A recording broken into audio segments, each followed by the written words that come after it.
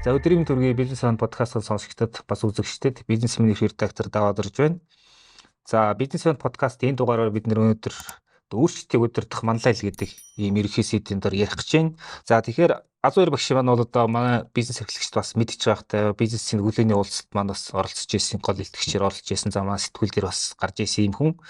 За тэгэхээр миний харж байгаа болохоор өнөөдрийн сэдв бол маш чухал. Ягаад тэгэхээр өнөөдөр ингээд юм бүх ер нь маш хурдан өөрчлөлттэй тийм тий. Гэтэл ганцхан өөрчлөж чадахгүй байгаа юм маань хүн өөрөө байгаад шүү дээ тий. Тэгэхээр хүнээ бид нар өөрчлөхөд ер нь ямар арга хэрэгсэл хандлага төвл байж болох юм бэ? Энэ дээр өнөөдөр дэлгэрэнгүй ярина. За тэгээд Азуур багш маань маа подкаст анх удаа орчих учраас та эхлээд өөрийнхөө товчхон танилцуулаа. Ер нь ямар түүх намтартай хүн бэ яг мэргэжилтний хувьд. За тэгэхээр миний хувьд энэ 2025 онд Америк нэгдсэн улсын одоо Бостонд Harvard их сургуульд за төрөө төрлийн сургууль гэж яригддаг Кеннедигийн сургуульд яг энэ одоо өөрчлөлтийг удирдах манлайлал adaptive leadership гэдэг энэ чиглэлээр мэргэшиж суралцаад ирсэн байгаа. За тэгээд яг үндсэн миний одоо суур бэкграундыг авч үзэх юм бол миний үндсэн мэргэжил бол би хуульч хүн байгаа. За бизнес лоо гэдэг хуулийн одоо бизнесийн чиглэлээр мэргэжсэн хуулийн фирмийг үүсгэн байгуулад одоо үйл ажиллагаа явуулдаг. За түүнийхээ хажуугаар болохоор бас энэ байгууллагын хөгжлийн чиглэлээр сурвалж зөвлөгөө үзүүлж ирсэн. За өнгөрсөн одоо 2013 оноос хойш гэд бодохоор үндсэндээ нэг 12 жилийн хугацаанд одоо 1000 гаруй байгууллагт за стратегийн чиглэлээр, менежментийн чиглэлээр, за байгууллагын хөгжил соёлын чиглэлээр, за тэгээд мөн хууль эрх зүйн чиглэлээр тийм үү сурвалж зөвлөх хөтөлбөр үзүүлж ирсэн. Ийм товчхон туршлагатай. Тэгэхээр таны харж байгаагаар одоо өөрчлөгдөж чадахгүй байгааг одоо гол одоо юу гэдгийг шалтгаанууд ч юм уу те энэ бол одоо нүүн сэтгэлгээний төгжийг тайлах гэдэг нэг тиймэрхүү юм хэрэгтэй бааз. Гэхдээ яаж гэдэг чинь бол айгүй компликейтэд асуудал болчиход шүү дээ. Та энэ дээр эхлээд ярил ерөн шалтгааныг. Яг нь ер нь бол одоо бизнес дээр ч гэдэм ажил амьдрал дээр бид нар тулгарч байгаа асуудлуудыг үндсэнд нь хоёр байгаад байгаа. Энэ Harvard-ийн үндсэн онлын аргачлалын тухай Hivitz гэдэг одоо профессор боловсруулсан аргачлал л да. Энэ Harvard-ийн одоо 40 жилийн одоо инновацийн үр дүнд гарч ирсэн боловсруулсан аргачлалын хувьд бол тэгээ асуудлыг үндсэндээ техник асуудал нөгөөх нь одоо дасан зохицох асуудал гэж хоёр байгаад байгаа. Тэр техник асуудал гэдэг нь юу гэж байгаа юм бэ? Аливаа асуудлыг шийдэхэд ер нь бол одоо эрх мэдэл албан тушаалтай санхүү мөнгө ч үгүй юм уу тийм үү дүрм журмаар шийдэж болж байгаа. Шийдэл нь тодорхой. Мэргэжлийн мэдлэг ур чадвартай болохоор шийдэж болохоор энэ асуудлыг бол техник асуудал гэж тусанд авчиж байгаа. Нөгөө талд нь болонгууд адаптив асуудал гэдэг юм л да. Энэ болохоор дасан зохицох шаардлагатай асуудал. Энэ асуудлыг шийдэхэд бол зайлшгүй тэр хүмүүс суралцаж өөрчлөгдөж хөгжих шаардлагатай. Өөрөөр хэлэх юм бол шийдэл нь тодорхой биш. Тийм ээ. Тэр хүмүүс энийг шийдэхэд бол хүмүүсийн соёлыг, тэ үнэт зүйлийг, хандлагыг, сэтгэлгээн дээр тодорхой өөрчлөлт оруулж иж тэр асуудал өөрөө бүрэн шийдэгддэг ийм асуудал гэдэг хоёр асуудал байгаа. Тэгэхээр энэ ч юу гэж хэлэх гээд байгаа юм бэ гэхээр ер нь бол яг маш энгийн логикоор хэлэх юм бол одоо lead people manage things гэдэг ойлголт байна л да. Энэ болохоор одоо энгийн үг мөртлөө одоо үндсэн менежментийн одоо өөрчлөлтийн философи маш юм суур ойлголт байгаа. Өөрөөр хэлэх юм бол хэмжиж болох зүйлсийг бол менежментээр удирдах зохион байгуулахаар аргаар бол өөрчилж болоод байна. Энэ харьцан хурдан байхгүй. Одоо юу гэдэг хамгийн сайн шийдлийг авчираа шууд буулгаж болно. Шууд шийдвэр дүрм журмаар ч юм уу асуудыг шийдэж болоод. Гэтэл дүрм журмч бай, бодлогоч бай, стратегич бай ингээд гаратал энэ нөрөө цаасан дээр өлтчихдөг. Эсвэл энэ нөгөө яг хүн дээр очихороо бодит хэрэгсэл дээр буудаггүй юм асуудал гараад шүү дээ. Тэгэхээр өөрөөр хэлэх юм бол энийг нөгөө нэг салгаж харж иж хүн дээр болгоод манлайлаар л өөрчлөх боломжтой. Өөрөөр хэлэх юм бол өөрчлөхөд хамгийн хэцүү зүйл бол хүн өөрөө. Тийм байгаа шүү дээ. Тэгэнгүүт хүнийг бол менежментээр өөрчилж болохгүй. Хүнийг бол яг манлайлалаар дамжуулж өөрчлөх боломжтой гэдэг ийм одоо логикийг эхлээд нь хэлж байгаа. Хэрвээ аливаа байгууллага өөрөө системийн хэмжээний өөрчлөлт хийх гэж байгаа бол эхлээд нь одоо манлайлалын түвшинд өөрчлөлт гарах хэрэгтэй гэж хэлгээд байгаа байхгүй. Тэгжиж яг хийх гээд байгаа бодит өөрчлөлтүүд чинь өөрөө хэрэгжих боломжтой байдаг. Тэгэхгүйгээр зүгээр л одоо юу гэдэг юм тийм ээ шин санаа шин бодол гадны туршлагыг авчираа пад тавиад одоо хийя гэдэг гэхээр хүмүүс нөр адаптацид орч чадахгүй хөгжиж чадахгүй тэрнийхээ хэмжээнд нөгөө өөрчлөгдөж чадаагүй байгаа тохиолдолд дийлэнх стратегиуд дийлэнх санаанууд дийлэнх өөрчлөлтүүд өөрөө бүтлгүүдэд байгаа гол шалтгаан нэнд байгаа гэж хэлгээд байгаа юм. Тэгэхээр хоёулаа ярианыхын дурц одоо ингээд хүнээс босоод юм 80% өөрчлөлттэй байна. Технологи нь бүр гал зургуудтай өөрчлөгдөж байна тий. Тэгээд одоо бизнес эхэлж байгаа юм уу бизнесээ шинжлэх байгаа юм бол одоо шал уур арга барилаар эхлэхгүй л ер нь болохоо бачаад байна л та тий. Ерөн зүгээр нөө байгууллагын соёл гэдэг яг өнцгөөс нь аваад үзвэл яг энэ өөрчлөлтийг удирдах энэ сэтгэлгээ төлөвшүүлэхийн тулд тэр одоо байгууллагын соёлд ямар үндсэн элементүүд байх хэвээр. За миний ойлгож байгаа бол хамгийн түрүүнд бол нийт тэрийн ийм тийм байнга суралцсан жишээ нэмийг эргэлхийлж явахгүй бол угаасаа ингээд өрсөлдөх чадвар аягүй хурд алдах гэдэг шүү дээ. Тий. Ер нь бол яг зүгээр аягүй энгийн нэг жишээ авъя л да. Peter Drucker гэдэг одоо менежментийн загалмаас эцэг гэж яригддаг хүний нэг жишээ одоо хэлсэн үг байдаг л да. Тэрний үлч байгаа гэхээр ер нь бол соёл гэдэг зүйл бол тэ стратегийг зүгээр өглөөнийхөө цайн дээр хүртчихдээ юмаа гэдэг. Тэгээ энэ өөрөө сонсгоор сонирхолтой үг юм шиг болоод. Гэхдээ цаад агуулга нь юу хэлж байгаа юм бэ гэхээр байгууллагад ямар нэгэн лидер байж болно, тийм ээ. Тэр лидер ямар нэгэн гайхалтай бриллиант санаа гаргаж болно, гайхалтай стратеги боловсруулж болно, тийм. Гэтэл тэр чинь өөрөө яаж хэрэгждэг юм бэ гэхээр хэрвээ соёл нь тэрийгэ дагаж тэрийг дэмжих хэмжээний тийм үү одоо соёл болж одоо таны хэлж байгаа нь суралцагч соёл болж хувирч чадаагүй тохиолдолд ямар ч гоё стратеги байлаа гэсэн живд юм а гэж хэлэх гээд байхгүй. Соёл нь өөрөө яг далаа гэдээ ойлгочих болно. Тийм үү. Тэнгүүд тэр стратеги тэр санаа бриллиант юмнууд ч хүлгэн гоцгоо бодчих л тийм үү. Тэгэхээр өөрөөр хэлэх юм бол юу гэж хэлж байгаа юм бэ гэхээр одоо жишээ болгож яг манай өөрчлөлтөд байгуулгууд жишээ нь хүмүүсээ гадагшаа явуул сургаж ийн, эзэмшигний хуралд оролцуулж ийн, те шинэ мэдлэг авчирч ийн гэдэг. Эсвэл шинэ одоо төсөл хэрэгжүүлэх гэж ийн гэдэг ингүүд тэр нь заримдаа бүтлгүүд тохиолдлууд байна л да. Яг хөө шинэ яваад ирэхдээ бол шинэ байдаг.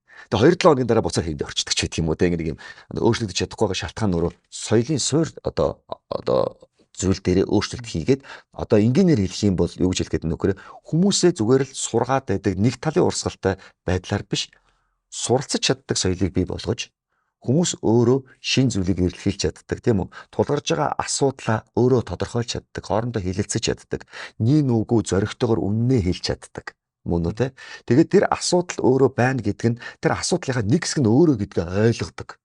Тэгэхгүй асуудлаас өөрийгөө тусдан тавьчаад хин нэг асуудал шараад байдаг тохиолдолд байна шүү. Хин нэг буруутгаад байдаг. Тэгээд ерөөсөө шийдэл гаргадаг тийм. Тэгэхээр энэ ийм органик орчныг бий болгож соёл өөрөө хөгжсөний дараагаар ямар ч шин одоо юу гэдгийг одоо санаа хөгжил өөрчлөлт өөрөө амжилттай байх боломжтой байж хэлэх гээд байгаа санаа гэсэн үг. Энэ үднээсээ юу гэж хэлэх гээд байгаа юм. Яг би одоо энийг бол юу гэдэг нь тариачтай зөвөрлөх гээд байна л ногоочтой ч гэдэг юм уу те. Үр тариагаа тарихын тулд эхлээд нь хөрсөө шинжлэх гэсэн. Тэрийгэ бордох хэвээр, үржил шинтэй болох хэвээр. Ингэчээд энэн дээрээ тарих юм бол ямар ч нэг урганаа дээр логик гэв тийм үү. Гэтэл хөрсөө бэлдээгүй хийж шууд өөрчлөлт хийх гээд алдаа гардаг. За яг их логикоор ингэж юу гэж хэлэх гээд байна вэ гэхээр би олон одоо манай харилцаж байгууллагуудын одоо удирдлагууд би юу гэж хэлдэм бэ гэхээр та ямар ч өөрчлөлтийг санаачилж болно. Гэхдээ тэр өөрчлөлт чинь хэрэгжүүлэх хүмүүс чинь бэлэн байна уу? Бэлтгэгдсэн юм уу? Тэр нь ямар нэгэн өөрчлөлт хийхээр чи ямар нэгэн байдлаар эрсдлүүд гарна. Ямар нэгэн алдагдлууд гарна. Эсэргүүцэл бий болно тийм үү. Тэр чинь даах хэмжээний хүмүүсээ бэлдсэн юм уу? Нэгдүгээр. Хоёрдугаарт яг одоо удирдлагууд байдаг бас нэг юм вакуумчдаг нэг алдаа байдаг байхгүй юу? Яг эргэн тойрны хүмүүс нь тэр хүнийг хөрсөн дээр нь буулгаж гэнэ үү эсвэл зүгээр вакуумжуулаад бусдаас тусгаарлаад амьдралаас тасалсан байна уу? Ойлгогдож байна уу санаа тийм? Дээрээс нь яг одоо шийдэх гээд байгаа асуудал чинь өөрөө түрүүний хэлээд байгаа шиг яг хүнтэй холбоотой асуудал юм уу? Эсвэл зүгээр техник технологитой холбоотой асуудал юм уу? Асуудлаа тодорхойлж чадсан юм уу? Тийм ээ. Тэгэд ингээнээр хэлэх юм бол яаж байгаа гэхээр хүний сэтгэлгээ хандлага мөн үү? Одоо соёл тэ хүний дээр дадлал нь өөрчлөгдөж өөрчлөлт гардаг юмн дээр зүгээр машин засаж байгаа юм шиг техник асуудлаар хандчих юм бол хүнд яг л машин шиг хандчих юм гэсэн үг болж шүү дээ. Тийм байгаа шүү дээ. Тэгэхээр энийг ийм гурван асуудлаа хүртэл ингээ харж чадчих байгаа юм уу? Тэгээд энийг тодорхой болгохгүй юм байснаас болоод асуудал үүсдэг. Жишээ нь юу гэдгийг одоо Harvard Business Review байна те. За Forbes ч байт юм уу те. Эсвэл одоо McKinsey-гийн ч юм уу судалгаануудаар ч гэсэн байдаг л та. Ер нь ямар ч одоо шинэ одоо өөрчлөлтийн 70-80% нь өөрөө бүтлгүйтдэг гэдэг. Тэгээ шалтгаан нь юундаа байд юм бэ гэхээр буруу шийдвэр гаргасандаа байдаггүй, буруу бодлоготой байдаггүй байхгүй. Гол асуудал юундаа өмөр хэрэгжүүлэлтийн шатнд л байдаг. Тэгээ хэрэгжүүлэлтгүй байгаа асуудал нь түрүүний миний хэлдэг хэдэг хүндсэн асуудлуудыг өөрөө зөв харж чадаагүйгээсээ болоод тийм үү өөрөөр бил нэг өнцгөөс асуудалд хандгаад мэдээж ойлгомжтой фейлдэх нь тодорхой байдаг гэсэн үг байхгүй тийм. Одоо нэг 70-аас 80% фейлддэг гэж хэлээ. Одоо ямар ч өөрчлөлтөөр ингээд одоо нийт нь эсэргүүцдэг тийм үе шат байдаг шүү дээ тийм. Тэрийг л давчвал ер нь цаашдаа хүмүүс чи энэ чинь нэг өөрчлөгдөх хэрэгтэй юм ээ тэр нэг амтыг авчдаг тийм. Тэр нэг одоо эсэргүүцлийн тэр нэг хэцүү үеийг яаж давах вэ? Нэг өглөө ороод ирсэн чинь нөгөө нэг санаачсан хэрэгжүүлсэн бүх юмыг хүмүүс нэг тоохоо байцсан тийм ингээл өөртөөшөө хараад ганцаардсан тийм мэдрэмжүүд бол яг тэр нэг өөрчлөлт хийх гээд явж байгаа оролдож байгаа удирдлагуудын хувьд нийтлэг дүр зураг байдаг шүү дээ. Тэр өөрчлөлтийг яаж даван туулах вэ? Тэрний тул ямар төсвөр төвчээр хэрэгтэй хэд эсвэл арга техник ч гэдэг юм одоо тэн дээр хаяв зөвлөгөө. Ер нь бол өөрчлөлт өөрөө айгүй тийм тухтай зүйл биш гэж айгүй олон хүмүүс ойлгодог. Жишээ нь юу гэдэг нь ер нь таач гэсэн ер нь өөрчлөлт дуртай юу гэж би танаас асууя л та тий. Тэгэхээр хүн дийлэх хүмүүс яадаг гэхээр нэг дасан газрын даав зөвлөн гэдэг шиг тий.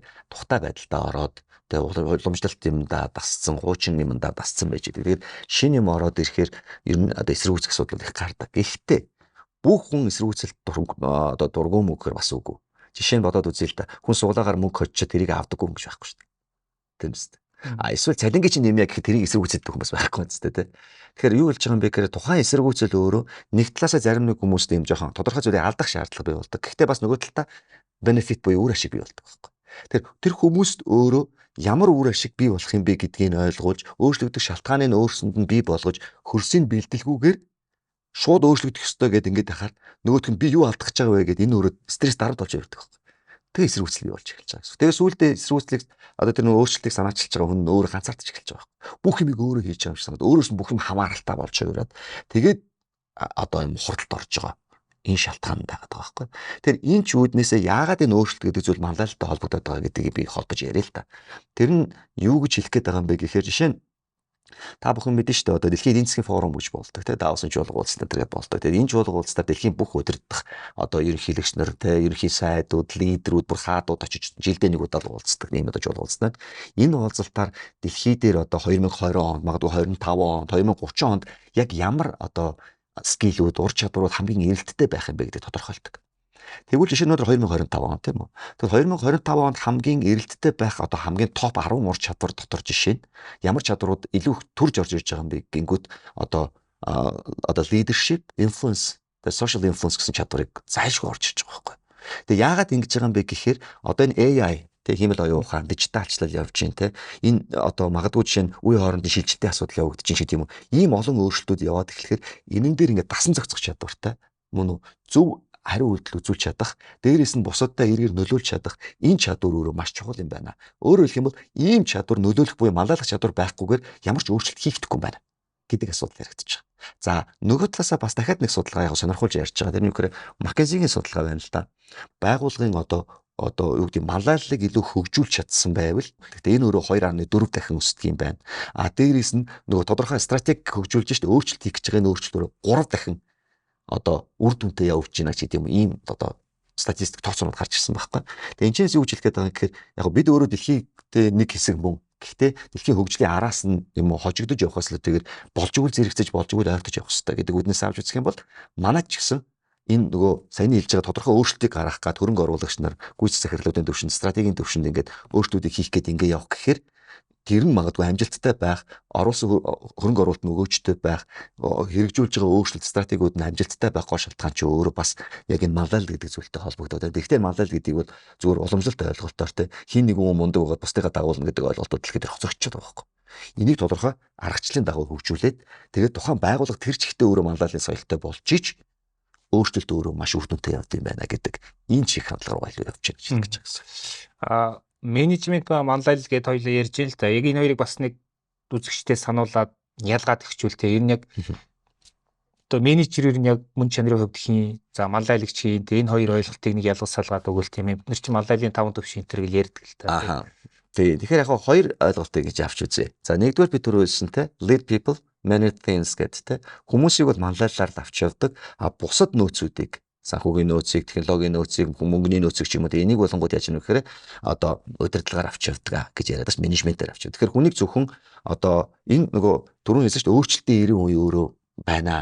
Масар хурдцтай мөхсүүд өөрчлөгдөж чинь те. Ийм доктортой нуур шиг орчин биш. Ялангуяа бизнесийн орчин бол ерөөс уулын гол шиг байнга ингэж урсч яадаг, байнга шилжиж яадаг. Энэ орчинд өөрөө нэг ийм доктортой шийдлэн тодорхой уламжлалт байсан аргаараа явдаг энэ арга өөрөө хоцрогдоод байна. Энэнд өөрөө шинжилгээ хийхэд тулд манлайлал гэж ойлголт гарч ирдэг, өөрчлөлт орж ирдэг. Нөгөө талаасаа бүр инженерийн зүйлийг хэлэхэд юу гэж байгаа юм бэ гэхээр менежер бол системдээ тааруулж хүмүүсээ өөрчлөх гэж үздэг. Харин манлайлагч болонгууд хүмүүстэй тааруулж системдээ өөрчлөлт хийдэг. Ерөөсөө ингэ хоёр талаас нь харж болно гэсэн. Гэтэл жишээ нь яг муу жишээ авъя л да тий. Ажлын үр дүн муудаад байдаг тий. Тэгэнгүүт зарим удирдлагууд яа гэм бэ гэхээр за энэ ажиллаад байгаа хүн болохгүй өөр хүнийг солиё гэдэг. Гэтэл систем нь нэвтэрсэн байгаа бол тэнд ямар ч хүн ямар ч албан тушаал дээр очиод үр дүн гарахгүй байхгүй. Тийм үү? Тэгэхээр тэр хүнээ гэхээс илүүтэйгээр асуудал ч өөрөө системтэй байгаа мó гэж хараад тэрийгэ засах тухай ойлголт руу явж эхэлж байгаа бол энэ өөрөө манлайлалын шийдэл болж хувирч байна гэсэн үг. Энэ үднээсээ суур ялгааны юм дарагдаж байгаа гэсэн үг. За тэгвэл одоо яг хоёлаа бизнесийн үүсгэн байгуулагч юм эсвэл SEO-гийн төвшөнд аваад үзье л та тий. Одоо бол ингээд олон захиралдууд ийм нийтлэг дүр зураг байгаа. Уламжилт нөгөө нэг түрүү нэлсэн ийм удирдлагын арга барил нь явахаа байцсан те ингээд эргэн тойронд бүх юм өөрчлөлтөө. Гэхдээ тэр хүн яаж өөрчлөлтгөө сайн мэдэхгүй те энэ хүн юунаас эхлэх ёстой вэ те сэтгэлгээний хувьд, хандлагын хувьд, арга хэрэгслийн хувьд ч юм уу хамгийн түрүүнд юу өөрчлөх боломжтой. Энэ одоо нэг юм өөрчлөлийн процессыг яаж эхлүүлэх вэ? За машингийн нэг санаа хэлье. Ер нь бол аливаа байгууллага удирдахчийнхаа чадвархаас цаашаа давдгүй. Маш энгийн ойлголттой байгаа биз. Тэгэхээр ерөөсөө л тэр хүний одоо өнгөрсөн сурсан мэдсэн мэдлэг чадвар туршлага тэр бүхний хязгаарт тулаад тэр байгууллагыг хөгжил зогх ёстой гэдэг ойлгож байна. Тэгэхээр тэр хүн өөр адаптац хийх ёстой болж байна. Өөрөө энэ хүн flexible усаж хөгжих ёстой бол таарч байна. Шинжлэхдэх ёстой бол таарч шүү дээ. Тэгээ энэтэй холбоотойгоо Gallup гэдэг энэ Америк нэгдсэн улсын төвхтэй нэг олон улсын бас нэг юм одоо судалгааны байгууллага байна л да.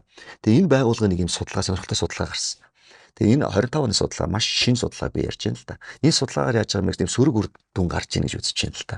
Тэр нь юу юм бэ гэсэн чинь ерөөс ажилтнуудын судалгаа аваад үзсэн чинь нийт ажилтнуудын ердөө 21% нь байгууллагын соёл болон удирдлагын манлай сэтгэл хангамж дүүрэн байна гэж харуулж байгаа. Гэхдээ тэгээд 100-аас 21 штэ тий.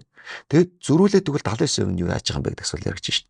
Тэгвэл тэд болонгууд яаж байгаа юм бэ гэхээр энэ менежмент гэдэг зөвхөн урамшуулдаг, зөвхөн үнэлдэг, KPI-аар хэмждэг тий. Зөвхөн тооцоолдог, хяндаг. Өөрөөр хэлбэл менежмент бол контрол дээр төвлөрдөг байхгүй. А гэтэл манлайл болонгууд одоо нөлөөлөл дээр төвлөрдөг. Энэ хоёр өөр юм явж штэ. Гэтэл хүмүүст ямар импакт, ямар нөлөөлөл хэрэгтэй байгаа юм бэ гэхээр тэр хүмүүст урам зориг мөн үү? Итгэлцэл тий өөрчлөгдөх суралцах орчин гэдэг юм тэд илүү хүнэлдэг болчихсон юм байна л да. Энэ 79%. Тэгээд энэ нь тэгээд яагаад тэгвэл ийм 21% нь сэтгэл ханамжтай үлдсэн 70% ханамжгүй байгаад байгаа юм бэ гэх асуудал руу нөгөө root cause гэж ярьдаг штэ. Үндсэн шалтгаан руу яваад очсон чинь менежментийн төвшөнд ажиллаж байгаа хүмүүс нь өөрсдөө бас одоо engagement нь өөрөө сулгагдсан байна. Яагаад? Гингүүд энэ хүмүүсийн өөрийнх нь нөгөө нэг одоо өөрөөр хэлбэл яаж юм бэ гэхээр удирдлагууд дийлэнхтэй аливаа зүйлийг өөрчлөх гэж хардаг. Гэхдээ өөрчлөлт хаанаас эхэлт юм бэ гэхээр өөрөө өөрийгөө өөрчлөхөөс эхэлдэг гэдгийг анзаарахгүй байгаа гэсэн үг. Өөрчлөлтөөс өөрийгөө гадуур тавьчихад байгаа байхгүй. Гэтэл өөрчлөлтийн нэг хэсэг нь өөрөө байх тохиолдол яригдж шít. Тэгэхээр өөрчлөлт хийх гол логик нь өөрөө систем гэж харахаар заавал гаднах систем гэсэн үг. Тэгэхээр удирдагч өөрөө дотор нь дахиад нэг систем ажиллаж байгаа байхгүй чинь оюун санааны бодол, туршлага, мэдлэг гэдэг юм явж шít. Энэндээ өөрчлөлт хийхгүйгээр өөрчлөлт эхлээд нь оюун санаанд бодог. Дараа бодит амьдрал дээр бодог. Тэгэхээр энэнд өөрчлөлт гаргахгүйгээр бодит өөрчлөлтийг хийх гэхээр айгүй ингээгээр хэлчихье би. Маш товчхон хэлэх юм бол одоо модтой зөөрлөх юм бол үндсэн нь урахгүй үр жимс нь урахгүй үстэй юм логик бодоод үзтээ тий. Тэгээ энэ үднээсээ юу гэж хэлж байгаа юм бэ гэхээр тэр хүмүүс өөрөө апдейт хийх шаардлагатай болж эхэлж байгаа одоо. Тэр нь юу гэж хэлж байгаа юм бэ гэхээр менежментийн төвшөнд гэхээс илүүтэйгээр одоо байж байгаа зүйлийг хэвээ явж явах шаардлагатай зүйл байгаа байхгүй. Гэтэл өөрчлөлт хурцсаад, хөгжил хурцсаад мөн үү те. Ингээд эхлэхээр яг энэ хурдаараа яваад ах юм бол тэр байранд үлдэх гэдэг шүү дээ. Тэр хурдаа нэмэх хэрэгтэй. Амжилт хурдан дуртай гэж үгээд шүү дээ. Тэр энийгээ сайжруулъя гэд бодъё гэхээр энэ хүн ч өөрөө сайн хэлээд байгаа өөрөө өөр дээрээ манлайлал төвслэх хэрэгтэй болж эхэлж байгаа. Удирдагч өөрөө хязгаараа хэлэх хэрэгтэй. Энийгээ давж гараад ингээд байгаа юм байна гэд одоо асуудлыг хүртэл одоо жишээ нь юу гэдэг амжилт болонгууд өөр дээрээ татчихвчингуудаа асуудал болгоод хүн рүү түлхээд идэг хүмүүс бас байдаг. Гэтэл үнэндээ асуудлын root cause нь ч гэсэн өөр дээр байгаа. Тэгэхээр өөрөө тулгараад байгаа асуудлын нэг хэсэг гэдгийг ойлгоод дээрэс нь аливаа асуудлыг яа гэм бэ гэхээр нөгөө системийн төвшөнд харахгүйгээр зөвхөн өөрийнхөө өнцгөр хараад мөн үү те өөрийнхөө шийдлийг барьжгүйгээд ингээд байхаар ер нь бол товчхон хэлчээ. Туршлага гэдэг бол чаддаг юм давтаа их тохиол ойлголтохгүй ер нь бол. Гэтэл эн чинь өөрөө заримдаа ажилдаг заримдаа ажиллахгүй байхгүй. Маш товчхон хэлэх юм бол өчигдрийн аргаар өнөөдрийн ажлыг хийгээд маргааш амжилтанд хүрнэ гэдэг бол боломжгүй байхгүй. Тэгэхээр тэр хүн өөрөө апдейт хийх хэрэгтэй. Энэ таны яг та өнгөрсөн амжилт гаргах гэдэг юм уу? Ирээдүйд амжилт гаргах гэдэг юм уу гэдэг чинь өөрөө хамгийн том шийдэл байгаа даа сте. Тэгвэл өөрийгөө ирээдүйд зориулж бэлдэж чадахгүй бол ерөөсөө л таны хязгаарын хэмжээнд танай байгууллага хязгаар зогсно гэсэн үг байна. Тэгэхээр би юу гэж хэлэх гээд байгаа юм бэ гэхээр шинэ арга хэрэгсэл олж аваа, шинэ хүн нэвтрүүлэх хэлдэг өөр төр эхлээд нь ажиллах хэрэгтэй болж байгаа. Өөрөө майндсет дээр мөн үү те энэ тохиргоо хийгээд өөрийгөө энэ системийн нэг хэсэг гэж хараад мөн үү те ингэж чадах юм бол өөрчлөлтийг гэж ойлголт өөрөө тэнцэнээс илүү хялбар явж эхэлж байгаа гэсэн үг. Нэг үгээр бол ерөөхдөө хуучин юмнаас одоо ерөөс салах цаг болсоо. Ямар нэгэн байдлаар өөр дээрээ ч юм уу байгууллага дээр ч юм ийм шинэ юм туршихал цаг ирчээд ийн гэж ойлгож болох уу? Яг хуу шууд салах гэж бас хэлэхэд бол хэцүү. Ягаад гэвэл оргуу хоосноос шинэ юм бүтээнэ гэдэг бол хэцүү шүү дээ. Тэгэхээр ер нь хэлж байгаа юм бэ гэхээр магадгүй тэр хүн нэг 100% те одоо арга барьж бодох юм бол нэг ядаж нэг 2-3% тэр өөрчлөлт хийх хэрэгтэй байгаа байхгүй. Ийм шинжилтийг чин салхийг оруулж. Тэгвэл тэр нь өөрөө ихэд өөр дээрээ. Тэгжиж тэр өөрөө бодит амьдрал дээр буугаад хүмүүст нөлөөлнө гэсэн үг.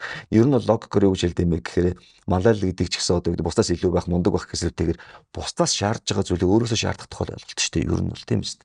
Өөрөө хэрэгжүүлдэг, өөрөө хийдэг, өөрөө туршиж үзээд, өөрөө асуудлыг мэдрээд тийм үү. Ингэсэн цагтаа хүмүүсийг дагуулна болохоос өөрөө орж үзээгүй юм хүн шахаад байдаг чинь өөрөө дахиад алдааны гол шалтгаан болж байгаа байхгүй. Тэр үүднээсээ л ийм апдейт хийх гэж ойлголтыг ярьж байгаа юм. Тэгэхээр өөрчлөлт гэдэг маань ерөөхдөө дотроос л эхэлж штэ тий. Ийм нөхцөлд юу гэдгийг одоо нөө таны одоо хийх гээд байгаа манлайлалын мэрэгчлэн гэдэг энэ хүмүүс нэг ямар үүрэгтэй компаниудтай ер нь хамтарч ажиллана гэсэн үг эсвэл одоо удирдлага үүсгэн байгуулагчтай тий. Тэр нэг өрсөлтийн очийг бий болох тэр хүн яг ямар үүрэгтэй байна? Яг уу ер нь нэг үгүй би өөр дээр жижиг шүүмжлэлтэй хандаа л да. Өмнө нь бол би одоо үндсэн мэргэжлийнхаа дагуу бол бизнесийн чиглэлийн хуулийн фирм байгуулж ажиллаулаа л те. Хажуугаар нь түрүүний хэлсэн чинь байгууллагын сургалтуудыг хийгээл ингээл явж ирсэн. Тэгээд энийг би сая Харвардын тэр хөтөлбөрт очиод юуг ойлгосон бэ гэхээр executive program баггүй. Юуг ойлгосон бэ гэхээр ер нь бол энэ нэг мэдлэг төвтэй сургалт гэж ойлголт өөрөө дэлхийд дээр хоцрогдсон юм байна. Ер нь бол. Яагаад гэвэл хүн мэдлэгэд өөрчлөлт гардаг юм бэ? Мэдэх хэрэгжүүлэх хоёрын хооронд ийм gap байгаа байхгүй. Одоо нэг үйл л да Монголд одоо жишээ нь би өөрөө хуульч хүн Legal Info сайт дээр Монгол жишээний үгдийг яг хичнээн хууль хэрэгжиж байгаа юм бэ гэхээр ингээд тоотойгоо харахаар 400-д бүр ингээд нэмэлт дөөш бүхэлдээ гарахаар 800 гаруй хууль болтогдсон байдаг. За үндсэн одоо материалыг болон процесс хэрэгжсэн. Гэтэл ийм олон хууль дүрм журм байгаа мөртлөө яа хэрэгжихгүй байгаа юм бэ гэдэг асуудал байгаа шүү дээ. Асуудал хэрэгжилтээр байгаа болохоос тэр боловсруулсан дүрм журм дээр байгаа биш байгаа шүү дээ. Тэгэхээр юу гэж хэлж байгаа юм бэ гэхээр мэддэг байна гэдэг нь бол хэрэгэлдэг гэсэн үг биш. Шийдэл гараагүй шүү дээ. Энэ үднээсээ нөгөө мэдлэг төвтэй биш. Одоо яаж юм гэхээр одоо практик төвтэй сургалт гэж ойлголт руу дэлхий шилжчихсэн юм байна л да. Тэгээ тэр үднээсээ юу гэж хэлэх гээд байгаа юм бэ гэхээр ер нь одоо бидний одоо хэрэгжүүлэх гээд энэ имийг хийх гээд байгаа гол арга нь юу болж байгаа юм бэ гэхээр ерөөсө хүн бол мэдлэг сонсоод бол яг мэдэж болно. Гэхдээ энэ бол хэрэгжүүлнэ гэсэн үг нэгдүгээр биш юм байна. Хоёрдугаар асуудал нь юу болж байгаа гэхээр хүний асуудлыг сонсохоос илүүтэйгээр өөр дээрээ тулгараад байгаа гол асуудал дээрээ ажиллах юм бол жинхэнэ шийдлээ олж шаардсан юм. Тэгэхдээ энэ аргачлал бол бид нар яаж байгаа юм бэ? Кейс аргачлалаар таны асуудал дээр багаараа ажиллаж өгөөд таны хараагүй үнцгүүдийг өөрөө тэр асуудлыг олж харахад нь туслаад мөн үү те илүү органик байдлаар өөрт чинь цэвэр тийм скиллийг суулгаж өгч байгаа маш том давуу талтай. Энэ нь өөрөө илүүтэйгээр юу гэдгийг нэг сонсоод өнгөрөх биш, шууд аргачлал буулгаад шууд проблем дээрээ шийдэл гаргаж ирээд шууд хөгжих боломжийг бий болгож байгаа маш том давуу тал гэсэн. Тэгэхээр таны хувьд ч гэсэн бас тодорхой өөрчлөлтүүд явагдаад байна шүү дээ. Одоо компаниудтай ажиллах тал дээр ингэж ажиллах хэрэгтэй. Аргачлалын хувьд тий.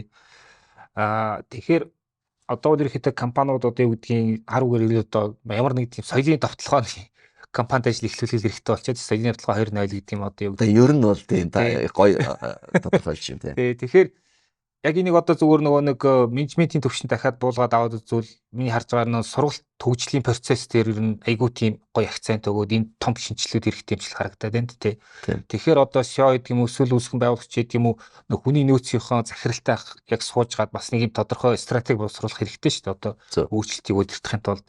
Тэгэхээр яг сургалт төгжлийн процесс дээр яг өөрчлөлтийг удирдах гэдэг энэ өнцгөөс нь авч үзвэл яг хамгийн гол өөрчлөх зүйл нь юу вэ? Би арай өөр үнцэг дахиад нэмье.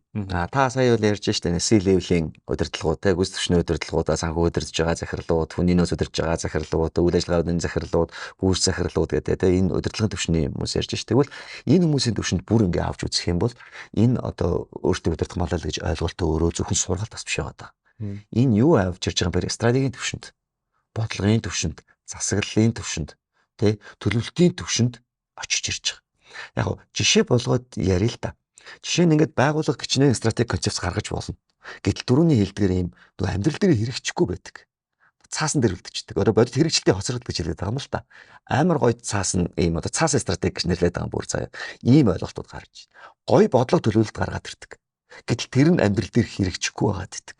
Эсвэл ингээд тодорхой өөрчлөлт гараад ирэнгүүт тэрийг эсэргүүцээд байдаг те. Эсвэл одоо бүр дахиад нэг асуудал юу яригдж байгаа юм бэ гэхээр нөгөө энэ одоо удирдлагын үе шилжилт буюу одоо нэг гэр бүлийн одоо засаглалтай компаниуд яг энэ чигээр үлдэх юм уу? Эсвэл засаглалын хувьд шинжлэгдээд мөн үү? Магадгүй бүр нээлттэй компаниуд хувирж бүр хөгжлийн дараагийн шатанд гарах юм уу?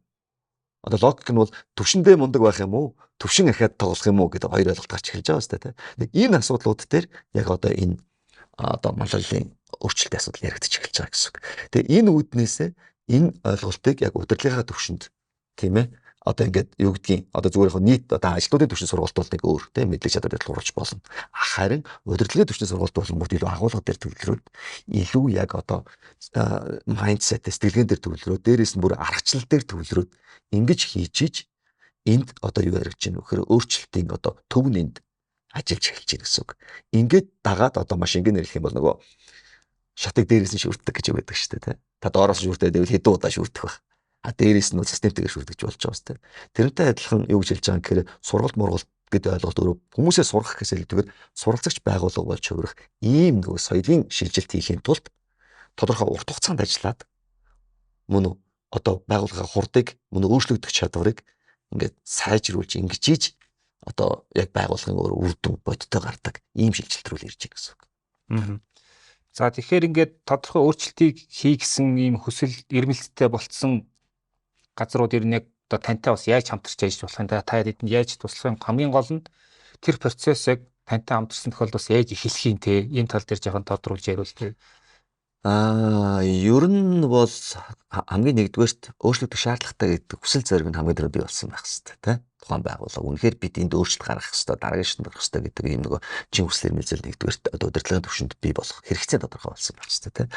Тэгээд тэрэн дээрээ тулгуурлаад одоо яг үнэхээр нөгөө өөрчлөлтийг удирдах гэж ойлголт үйлж байгаа юм бэ гэхээр лидерүүдийн төвшөнд өөрчлөлтийг яаж гаргах юм бэ гэдэг асуудлаа тодорхойлоод тэгээд одоо яг зүгээр одоо саяны би бол яг энэ Harvard энэ одоо 40 жилийн инновацаар тулгуурж гарсан аргачлалыг Монголд нутагшуулах тийм үү тэгээд Монголынхаа компаниудад ингээд өөрчлөлтийг хийхэд энэ ингэж хөрвүүлж авчирж байна. Албасны аргачлалыг дагуу шүү ер нь бол тийм.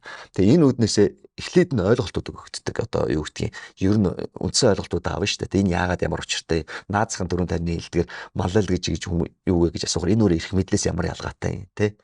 Энэ одоо authority leadership хоёр чи өөрөө ямар тохиолдолд бие бинийгээ дэмждэг, ямар тохиолдолд тийм үү энэ өөрөө хоёр тусдаа байдгийг гэдгийг ойлгуулах үед юм уу. За тэгээд нөгөө асуудлаа системээр нь харах хэрэгтэй ч гэдэм үү тий. Нөгөө өөрчлөлтийг орчиндоос гэхэлтэйгээр өөр дээрээ өөрчлөлтийг яаж тавих хэрэгтэй ч гэдэм үү.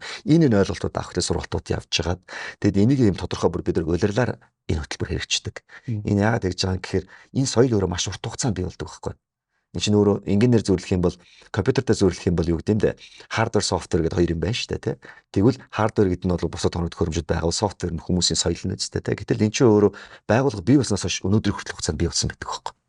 Тэгээ энэ өөрөө өөрчлөлт маш хэцүү нэлээн юм нөгөө суйртаа суудсан байдаг.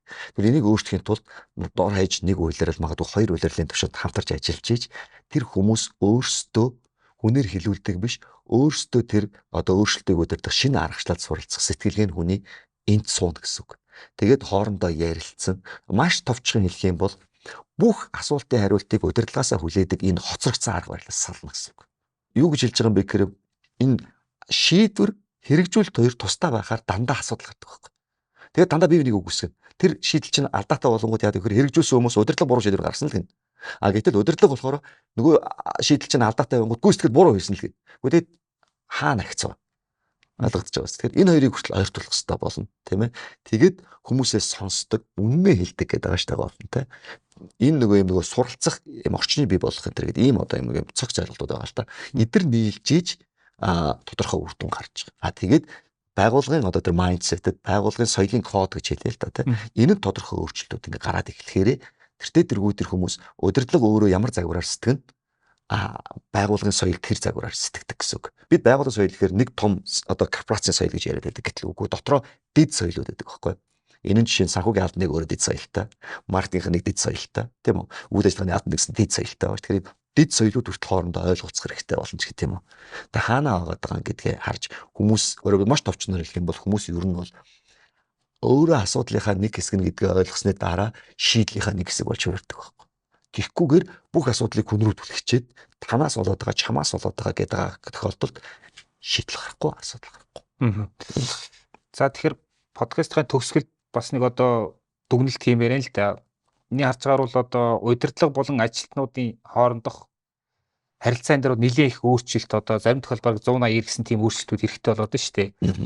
Яг удирдлага зориулаад та нэг 3-4 зүйл зөвлөвөл те өмнө явж одоо ажилтнуудаа яаж харилцдаг гэсэн тэр юун дээр яг ямар өөрчлөлтүүд хэрэгтэй одоо та түрүүлээ ингэж алдаагаа хүлээн зөвшөөрдөг байх хэрэгтэй шиг тийм үү те эсвэл мэтгэлцлийн орчныг бий байх хэрэгтэй юм уу. Ягаад тэгэхээр удирдлага орж ирэхэд ингээд ямар нэгэн айдсын уур амьсгал үүсдэг бол тэр одоо бол тэр үл бүр явхаа байчаад шүү дээ. Тэгээ өмнөх тэр арга бол байхгүй болсон. Тэгэхээр удирдлага ерөн тэр ажилтнуудаагаа хийж байгаа харилцаан дээр юу анхаарах вэ гэдэг дээр хоёлаа нэг тип өгөөд тэгээ өндөрлөх үү. Бид нар нэг одоо сэтгэлгээний ч юм уу нэг алдаа байна л та. Тэрний үг гэхээр яг л ижилхэн зүйлийг давтаж хийчээд тэрнээсээ өөр үр дүн хүснэ гэдэг бол өөрөө асуудал байхгүй.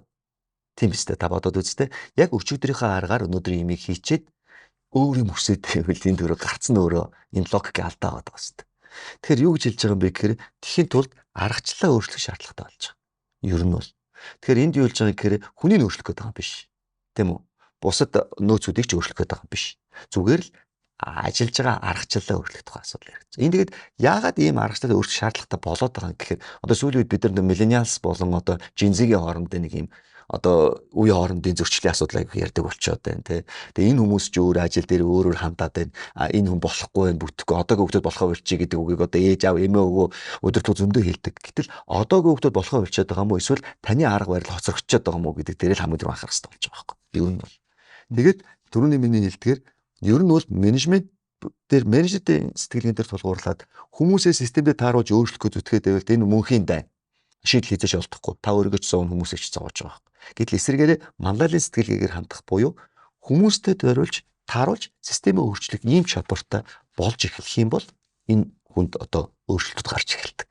Энэ ч үднээсээ би үжилэх гээд байгаа юм бэ гэхээр бид нар одоо энэ adaptive leadership гэж ойлголтыг adaptive leadership Mongolia гэдэг одоо Монгол зориулсан энэ нөгөө бүр юм кейс дээр талхуурсан аргачлалуудаар талхуурлаж хүмүүсийг сургах одоо ялангуяа нөгөө мэдлэг дээр төвтэй биш тэгээ практик төвтэй, туршлага төвтэй ийм аргачлал, кейс төвтэйгээр аргачлаад яваад эхлэхээр энэ та бодоод үзэлтэй.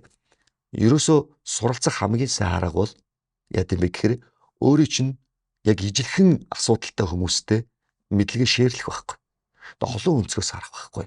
Тийм үү? Тэгжиж хүн хөгждөг. Тэгэхгүй ганцаараа бодоод байвал гэрэл асахгүй шүү дээ. Ийм дээрээс нь эсвэл өөрөөсөө илүү туршлагатай хүмүүсээс өөрөө чинь хүсэж байгаа тэр өндөрлөгт юм уу чадварт хүрсэн хүнтэй ойр байх тусам хүн маш хурдан хөгждөг байхгүй. Кино үзээд ном уншаад эсвэл сургалтанд суугаад авахгүй байсан юм а тэгж хурдтайгаар авдаг. Тэгэхээр ийм нөгөө өөрчлөлтийн хурдтай орчинд орох хэрэгтэй. Ерөөсөө хүнийг өөрчлөх гэвэл систем орчныг өөрчлөх хэрэгтэй байдаг. Тийм үү? Хүрээлэл өөрчлөгдөх хэрэгтэй байдаг. Тэгээд хүн өөрөө бие биенээсээ ингээд нөгөө өөрийгөө хөглөөд хурдтай өөрчлөлтөд явцдаг ийм аргачлал байгаа байхгүй. Тэгэхээр проблем дээр тулгуурлах юм байна. Кейс дээр тулгуурлах юм байна. Одоо нэг ийм нөгөө чи надаас илүү мэддгүү би дутуу мэддгүү гэдэг бол өөрөө ажиллахаа болцсон ирүү үед ирчээд байгаа учраас аргачлал дээр суурилж маш хурдтайгаар өөрчлөлт хийж чадах юм бол ер нь бол юу гэдгийг хүмүүсийн 3 жилд хийж чадаагүй өөрчлөлтийг 3 сар дотор хийж болж байгаа гэсэн үг байна.